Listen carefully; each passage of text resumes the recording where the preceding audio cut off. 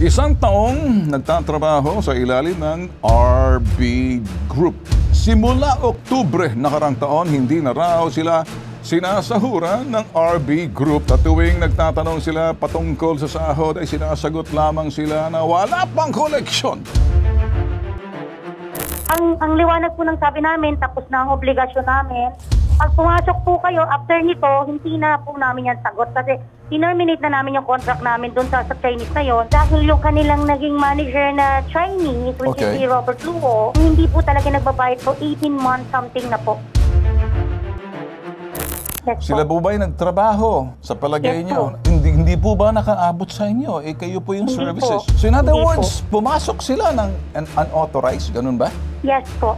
So ma'am, saan ang problema sir? Naturalmente, pag nagtrabaho, may serbisyo, may bayad. Tama? Yes po. O di yung problema kayo.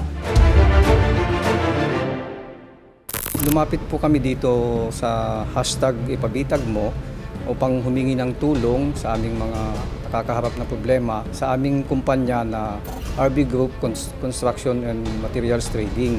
Dahil sa mga delay na sahod at yung status namin kung ano na ba talaga yung status namin. Kasi pag tinatanong namin sila, hindi sila sumasagot.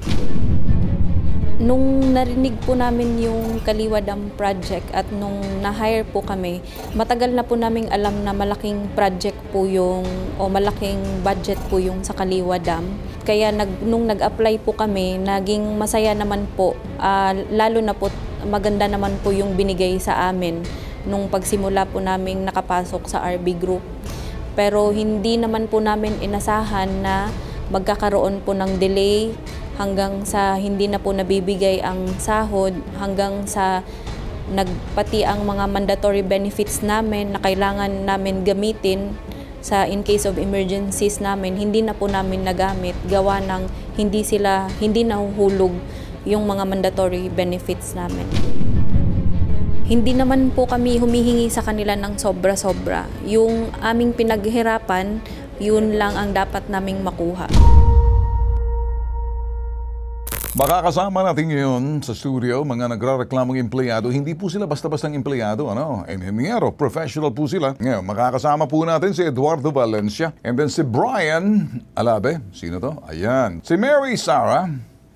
Andyan. Si Harvey. And then si Mark Jovan. Okay, ayan. Kahapon, nakausap po natin yun hong narareklamo.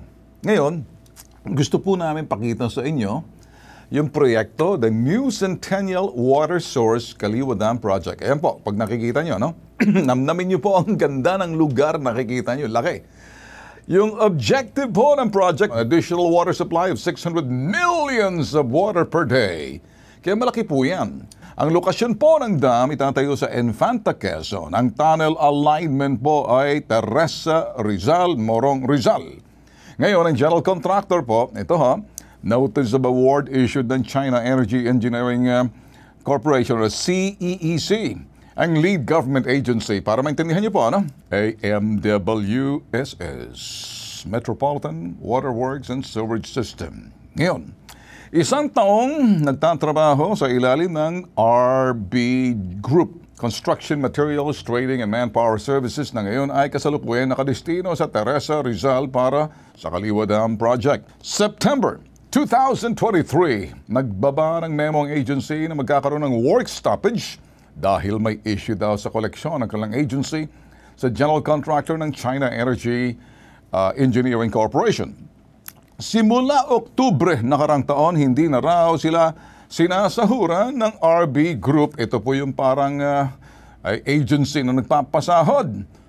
Nagpasko ang mga empleyado nang walang inuwi sa kanilang mga pamilya. Sa tuwing nagtatanong sila patungkol sa sahod ay sinasagot lamang sila na wala pang koleksyon kaya't wala pang may bibigay sa kanila. Hindi rin malinaw sa mga empleyado kung ano ang status ng kanilang kasalukuyan, kinatatayan bilang mga empleyado. And kaya kausapin po muna natin itong CEO. Magandang umaga sa iyo, Gloan Nastor, ma'am. Hello, good morning po, sir. Ma'am, una sa lahat, Kami nagpapasalamat na pagtanggap niyo po ng tawag namin. Naka-live po tayo sa IDC TV 13. Ma'am, kaya po kami tumawag para tanungin po ang status nitong mga tao ninyo na balita ako nag-work stoppage yata ng September, October, November. Pumasok sila. Ano bang status ngayon dito, ma'am? With regards po sa mga per team po yan, sir, no? Oo. Kasi meron po kaming 3 team. Ang Okay. pinaka-notorious po kasing team namin is TBM. Mhm. Since from 2022 po dahil yung kanilang naging manager na Chinese, which Okay. is si Robert Luo, ano po yan, hindi po talaga nagbabayad for 18 months something na po.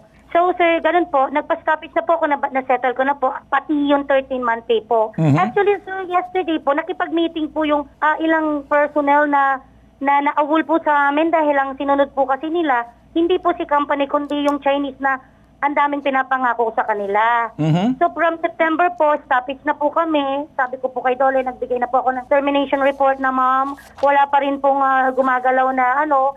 So wala na po akong magagawa. Ano na po sila, matatanggal na sa RB Group kasi 4 months na po. So sabi ko po, ngayon, sabi ko kahapon, kasi sabi nila, bakit mo kami binabatikos? Ang sabi ko sa kanila. Kung nangingi po kayo ng tulong sa akin, so as kung yun na mabayaran yan, tutulungan ko.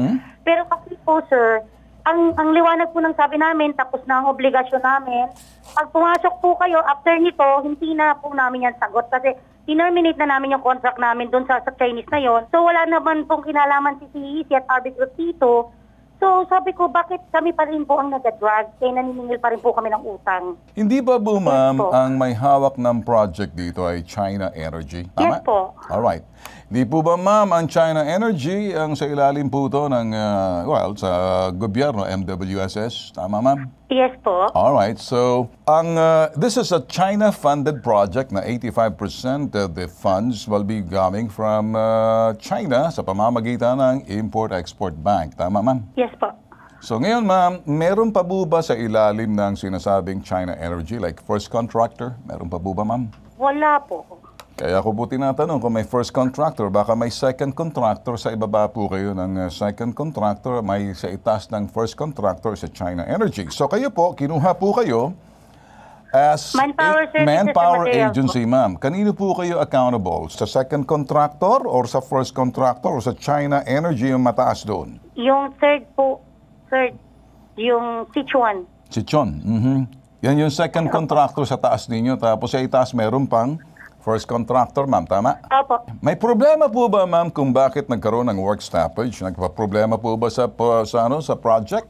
Kung kayo nagkaroon ng work stoppage? Actually po, walang problem sa project. Ang problema po is the direct billing namin doon sa Robert Luo na taga Sichuan na hindi niya po naisasabit yung bill ng tama for 18 months. Ayun. Kaya, ma'am, ang naging problema, hindi po sa mga tao, may problema po doon sa sinasabing flowchart of responsibility. Yung first contractor na sinabmit ninyo, hindi naman po kayo dediretso sa China Energy. Tama, ma'am? Yes po. Sinusumitin niyo mo yung billing sa second contractor, ma'am, tapos yung second contractor ibibigay sa first contractor, tapos iatataas sa China Energy. Hindi pa po, ma'am?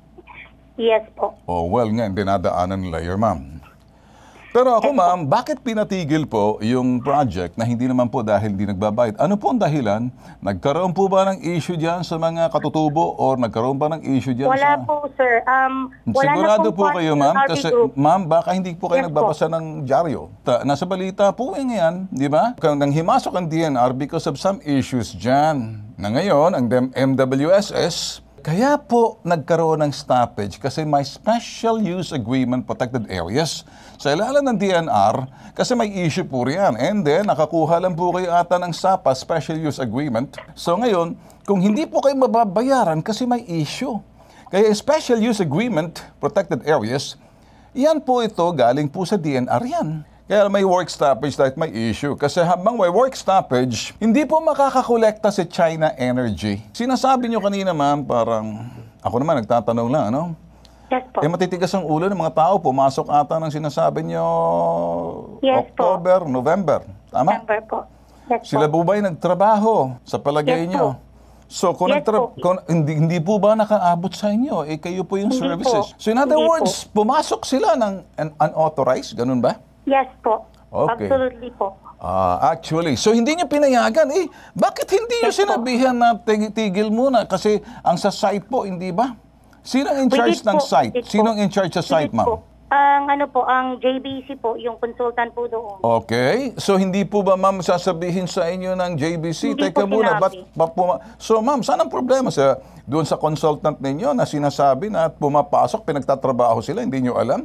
Naturalmente, pag nagtrabaho, may serbisyo, may bayad. Tama? Yes po. O di yung problema kayo. Actually po, yung supervisor po nila na Chinese, kasi nilihim po sa amin na nagtatrabaho. Ganito ma'am, ano?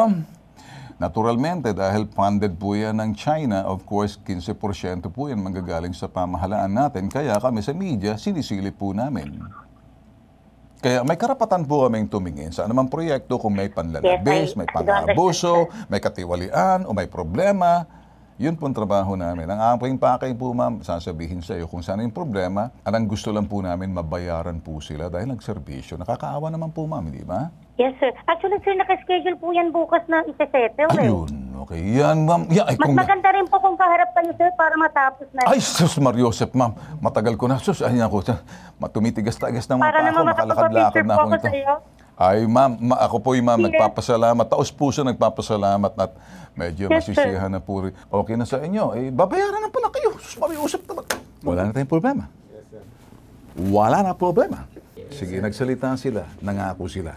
Ang pangako tinutupad. Ngayon, ang sa akin lang, kapag bumalik pa kayo sa akin sa Lunes, ibang usapan. Gusto kong magandang balita ng Martes at hindi ko na gustong makita na kayo nagbabalikan bagkos nakuha nyo na lahat ang dapat makuha nyo. Okay? Yun ang gusto natin mangyari. Ha? Nangako. O nangako kayo, ha? O ngayon. Ito po nag-iisang pambansang sumbungan, tulong serbisyo, may tatak, bitag. Ako po si Ben Bitag Tulfo. Tatak hashtag, ibabitag mo.